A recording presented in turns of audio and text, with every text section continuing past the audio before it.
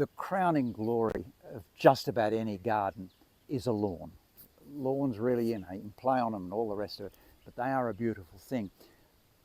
I think though there are better ways of doing it. Now, this is a bushland garden, so it's not your standard garden.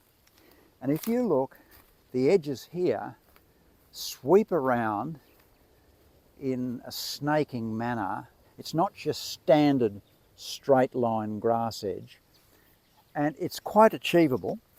There's no structure there, it's not like there's something concrete or whatever, and just the lawn goes on, sweeps around there and goes on more or less forever. And if you've got, for instance, as I have here, it's a native garden with banksias and all the rest of it, and often they don't look right with a conventional edge. So the question is, how do you create a beautiful swirling edge like this? I set it up originally with the hose. So you just spread the hose along your lawn, and then you have a look to see, do I like that curve? And then you go, hang on, it's a bit flat there, so you just touch that back.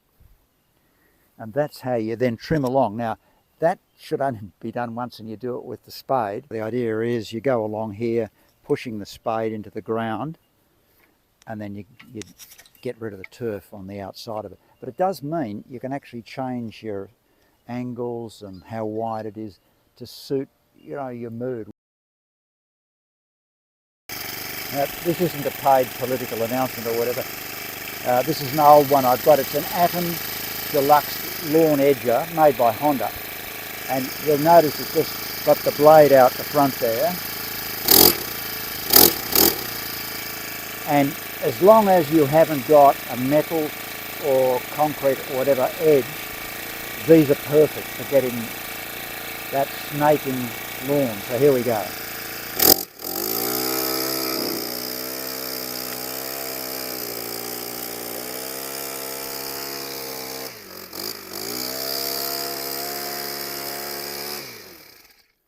So that's just to give you a bit of an idea.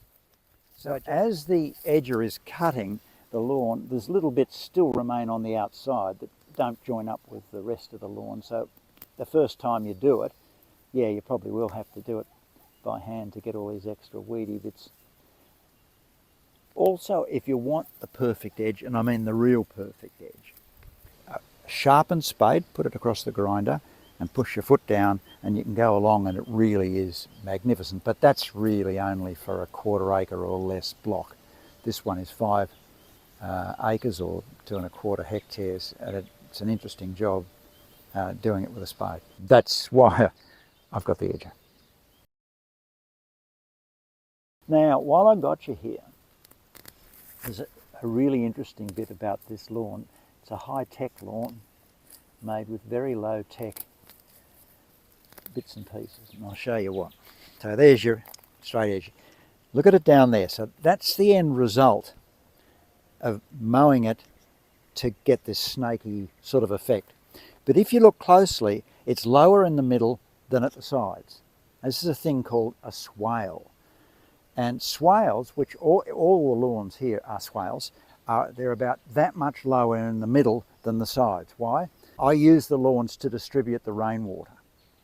And so they're open drains if you like. The native plants don't like a lot of water, lawns do. So these swales, they take the water down, and eventually goes down to a dam down the back. So we've got our own water. But swales are a fabulous idea because, for instance, you can have it low on one side and put the water off into the side to grow plants really well. Such a simple thing. And you know what? The great thing about these swales is they never block up. If you've got drainage pipes, often they will block up, and that's painful.